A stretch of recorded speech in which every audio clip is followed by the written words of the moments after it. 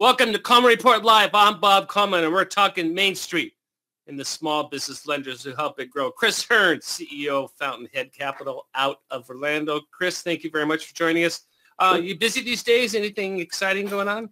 Yeah, I've just been on vacation for the last 10 days. Yeah. I have not taken a day off, and I think 13 days. So, yeah. Lance, good to see you again. Thank you for joining us. Of course, Katie out of Washington State. Katie, good to see you. How's the weather up there? Well, we have sun today. Hey! Wow. And with that, Katie's logging off. Advantage of that. Hey, we have a ton of information. Let's get to it. Number one, has your lending institution had issues with PPP loan hold codes? Chris, Bob, I know you voted yes on that one. Yes, I would vote yes on that. I think I'd be shocked if anybody doesn't vote yes. Wow. 9%. They must not be participating in the program. And the second question is, have any of these codes been resolved? We have had some resolved, yes. We have many more that have not yet. 1/3. Okay, not bad. Chris, give us some samples of hold codes and how you resolved them. Oh boy, off the top of my head, I literally have 7 pages of error code messages in different ways to try to resolve them. Non-field errors, which we thought was just meant that another lender had submitted the application before us, which may still mean that, but then of course we've had some approvals from SBA even on those after we had those errors. The EO 117 errors, the EO, I don't have the sheet in front of me. It's a lot. It's a lot of stuff. Any consistent theme? Anything? We've seen a fair amount of problems with the EIN numbers and the Social Security numbers that maybe they were wrong in the first draw loan, perhaps, that's now kicking back at this point. We've seen some ownership issues come up. Those are probably the 2 biggest ones I can think of off the top of my head. There's a big call today at 2 o'clock. I have a feeling that the lending community will crash SBA's capacity for that call to try and uncover this. And Katie, I know you're checking out that call. Katie, what is the call advertising? So the call is going to be talking about specifically those hold codes and some other primarily PPP portal issues. I believe SBA has published the link to that on several of their branch websites and things like that. So I think you should be able to access it. But last time I tried to get into one of their things, it was already full, and I tried it about a half hour before. So you do have to get on there early if you really want to be on there. They cap it at 1,000. Lance, what's your experience? We are using a third party this go round, so I've not gotten a lot of communication. Our institution wanted to keep our lenders focused on doing new loans. Mm-hmm. Oh, new 78504. Yep. What's going on with people are still pushing? What's the ABA want us to do or want SBA and Treasury to do, Katie? Yeah, so this letter came out yesterday. It's from ABA, and they sent it to SBA and Treasury regarding several errors that they have found with the PPP portal. Hopefully, the SBA does answer some of their questions and get this stuff fixed maybe later today. But basically, they're saying that there's an error that's basically not allowing them to apply to submit applications for second draw loans if forgiveness is pending on a first draw. And according to the guidance, that should be allowed. But for some reason, that's not working in the portal properly. So they brought that to their attention. Another thing is that those error messages, they're saying they're getting, they're hearing lenders say they're getting hundreds of these. Some people are printing out pages upon pages of these error messages.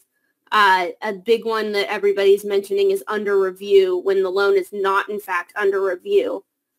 So that's a problem that hopefully they'll be addressing in that meeting later today. They're also asking for some clarifications regarding loans submitted prior to guidance that was released last week. They just want to know what to do if they've already submitted something and now guidance is saying they need to submit some other documents. They want to know whether they need to go back and submit those documents and how to properly do that. When you say under review, Chris, Lance, Katie, have you seen a dollar amount that's kicking in on that? Are they more dollar sensitive? No, I don't think so. Yeah, we've had stuff that's reviewed for a few $1,000s. We've had things that are for millions of dollars that hasn't been reviewed, and vice versa. So it's yeah, the bigger concern I think is not only is all three of these are big concerns. I mean, obviously the high number of on-hold errors is a problem that hopefully will get resolved quickly. The fact that a first draw could be in the middle of the forgiveness review and somehow prevent it from them from applying for a second draw and get approval from SBA is a huge problem. And then the last thing that Katie mentioned is this matter about loans that geez, I'm blanking. See, this is what happens during PPP is after a while, occasionally I just literally, my brain glitches and it's, let's start at the beginning. Let's spell PPP. What was the last thing? Yeah, exactly. What was the last thing, Katie, that's in the ABA letter? I've read it a couple times. Yeah. So it's, if they submitted if they submitted an application for a second draw, prior to all the guidance that came out last week, what did they do? Right. Yeah, because a week ago they dropped guidance that we had to now look at affiliates on a cumulative basis on a percentage of revenue, which some of us actually had submitted some things before that, and now we've had to go back. We're going back and asking for this, and in some cases, I don't know yet if we've had that situation happen where now they're disqualified from doing. But yeah, it would have been nice to have had that a little bit earlier so we could prepare for this. Lance, Chris, I don't expect you to answer this, so I'll throw it to Lance and Katie. The whole reason they're doing this is to cut back on the fraud and make sure we're doing eligible loans. Lance, is it working? Well, I think a lot of lenders probably are longing for the E-Tran input days. The system crashed, but it worked pretty effectively and approvals came fairly quickly. But I think the whole purpose is to slow down the PPP fraud, but what it's done is slowed down the entire process. Yeah. It's tough right now, Bob, to really have much visibility about demand. Demand has been quite intense, of course, but I don't know how much is going to continue from here, and we don't have any visibility in terms of dollar amounts that are on hold or number of loans that are on hold just yet. So in fact, I think last Tuesday SBA happily released their figures for $5 billion and 60,000 loans in the first week, which is really kind of their beta testing week with the smaller institutions. Right. I'd be shocked if they released data today because of all these issues. They probably don't, frankly, want to. They'll probably hold back a little bit, and we'll see what happens. But I mean, we've been just absolutely swamped, as I know a lot of people have. Go ahead, Lance. I think Bob, SBA is just trying to do the right thing, but the system was not necessarily fully ready for the onslaught of PPP loan applications. And from a borrower perspective, I know, Chris, you probably have heard this as well. Borrowers are like, okay, I got my first PPP loan. I turned it in. It was input. I had an approval the next day. We closed, 5 days later. Right. Is that how it's going to happen this time? And the answer is no. Not going to be that way. And unfortunately, it's causing some chaos, some confusion. It's causing a lot of pressure, a lot of stress, of course, all which was unintended naturally. Yeah. But this is what's happening again. So not real helpful. That's why I took a vacation for the last 10 days. That's a joke. What's the GAO and IRS saying about this process, Katie? Yeah, so the GAO, if you don't know already, they basically give feedback to Congress about some of the projects, government projects, and they're specifically focusing right now on the implementation of PPP, so Congress knows whether or not PPP is being conducted properly as they intended. And what they're going to be doing is they're going to be sending out lender surveys to a select number of lenders. So not everyone's going to get this. And it takes about 20 minutes, but what it's going to do is it's going to give them an idea of how PPP is working, how the portal is working, and whether there needs to be some tweaks to the program. IRS? The IRS on Friday released a little bit of information on the employee retention credit, which they were saying that what is important about this for lenders to know is your borrower previously, if they received a PPP loan, they weren't eligible for any kind of tax credit or claim. However, with that new Economic Aid Act, that opened it up. So if these borrowers are not getting full forgiveness, this is an option to give them a little bit of relief on top of that. Okay. I want everyone to understand also from a cash flow analysis that the deferred payroll tax is out there, but it is deferred, is not forgiven. The borrower can choose to defer the employee portion of Social Security tax on wages, as you see there. However, they are all due and payable on, what's my date here? January 1st. January 1st next year. 22, yeah. 2022. Yep. So why would you want them to reduce your payroll taxes as a employee if you're going to have to turn around and pay them back? Yeah, and that's going to be a bullet. I mean, that's if you that could be a fairly sizable number. So when you're looking at the financials, take a look at that. Let's go to questions. Russell, how do you get around the portal rejection of a new loan for lack of a Social Security number or an employment number of an owner that's a foreigner? Can we make loans to foreign citizens? Well, are they a legal permanent resident of the United States? That's the first question. Let's say no. We have to define foreigner. Yeah, if they're a legal permanent resident, they're going to have a Social Security number. Right. Yeah. What about a foreign-owned company? A foreign-owned company, they were eligible round one. Are they eligible round two? I think so. It's only for payroll that's domestic, however. Right. Okay. Richard says, any word on 90% guarantee and fee reduction guidance? Lance is shaking his head. We absolutely want it. But they're in a PPP quagmire right now. So we may not see that for another week or so. But I think we have to. February 1st is when it was supposed to start. Yeah, we've actually had a couple deals that have gotten 90% guarantee already from out of SPLC. Really? Yeah. Now, the fee reduction piece, we're not entirely sure about that. But, we were as shocked as you just were, Lance, when we got that. So, well, we're hesitant to, for instance, when we're putting together a new deal, to depend on the no guarantee fee at this point. Right. Ralph wants to say we believe S-Corps can't use net income, but if they provide the 941 where there's an owner comp that it would be allowed, that's, of course, yes. But we can use S-Corp income, can't we, Lance? Well, it depends. You can't go, we talked about this yesterday. You can't use both. And I think somebody was trying to use both. It's an either or situation. You're either going to use the 941s and use the payroll as the basis or use the net income as the basis, but you can't do both. Robert wants to know if payments to partners qualify as payroll.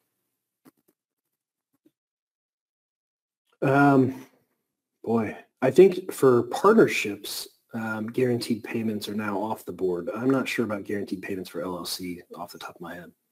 Well, and I think the question he may be getting at, Chris, is, sometimes on the LLC, they don't take compensation and then they're, right. They get it, they take care of it at tax time. So, a normal guaranteed payment to a partner, I don't think would be considered payroll. Right.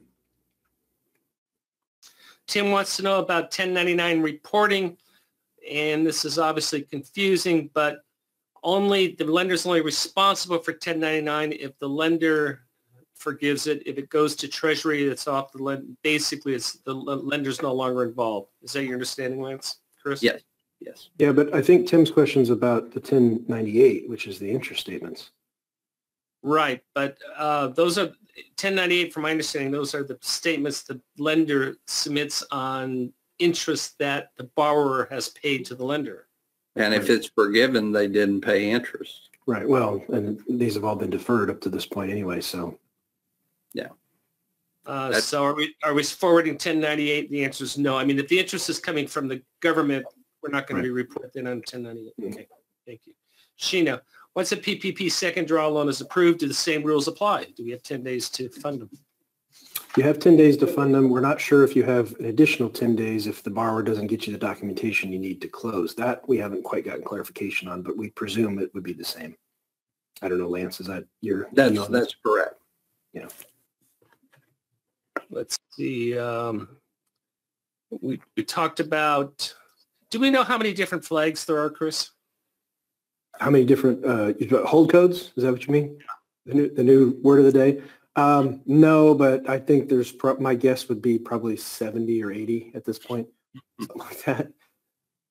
But there's certainly 70 or 80 different scenarios in this thing I got from SBA's, but from their API folks, and then descriptions. I think there may be some duplicates in there as well. Norma asked a question. She's confused in terms of, do we use the payroll calculation for 2019 or 2020? I went back and the borrower can use either one, correct? It's borrower's choice. Yep. Okay. Dealer's choice. I think it makes it great on a second draw loan because they've already submitted that information on the first draw, which takes away the requirement of providing additional information. Valerie said, yes. Valerie wants to know, hey, I have a owner who has not filed his 2020 Schedule C, which is most everyone, Yeah. but wants to determine the 25% decrease annually. Is there any other documentation we can use? We've talked about bank statements, correct? Yeah, and you can use signed, compiled financials. Yeah. We can use compiled financials. Well, it doesn't even have to be compiled, Lance. It can just be internally prepared. Quarterly P&Ls to compare. You know, maybe Q1 or Q2 of 2019 versus Q2 of 2020. Yeah, just because she's a Schedule C doesn't mean that they're not going to keep monthly financials or quarterly financials. Again, $8 sensitive, but it's less than how much we're not calculating. What's that threshold, Lance? 150. Oh, sorry. Yeah, that's fine. 150,000, not $150. Thank you for that. Apparently, there was a few of those made last round. Yeah, that stuns me. Yeah. $1 loan out of Texas. I had one the other day for $695, so it does. I mocked that, but then $690, that's an electric, that's a utility payment. Maybe for a barber shop, so that'll keep the lights on. You potentially would have some sole proprietors in using annual, net income as the basis. A small loan is very possible. Yep. Yeah. I think about it, and these poor guys. I remember to always tell the story when we were in Miami, and the guy was happy. He bought his own cab or his own car, and he was going to buy another one, and loved America, and his business, I'm sure, is dried up. So but he's definitely a small business owner. He definitely needs help. Ben. We've only had a small number of loans with a hold code due to forgiveness. We've had a larger issue with an applicant tax ID discrepancy on 20% of our submissions. Comments? No comment. Join the group, Ben. Join the group. Very good. Do we have any more questions, Joseph, Michael? I think we're clear, guys. Thanks a lot. Katie, thank you very much for your feedback. Go enjoy the sun. Chris, great to see you. Hang in there. Hang above. Keep your head above water. I'll go back Lance, to the foxhole. good to see you back in the saddle. Oh, Lance, what are we doing Thursday? You're doing Thursday. We're going to talk, guys. Don't forget. I know we're in PPP nirvana right now, but purgatory, Lance. There are still first round loans that need to be forgiven. There's a new simplified forgiveness process. And we're going to give you guidance on the forgiveness process on PPP loans. Very good. So very good. Don't forget. Yeah, and next week we have these two. That's on me. I've got to do some. Chris, it's so good to see you. You too. Thank you very much. Thank you for having me. Take care, everybody. Thank you for joining us for Coleman Report Live and for supporting America's Main Street, one entrepreneur at a time. Have a great afternoon. Have a great day.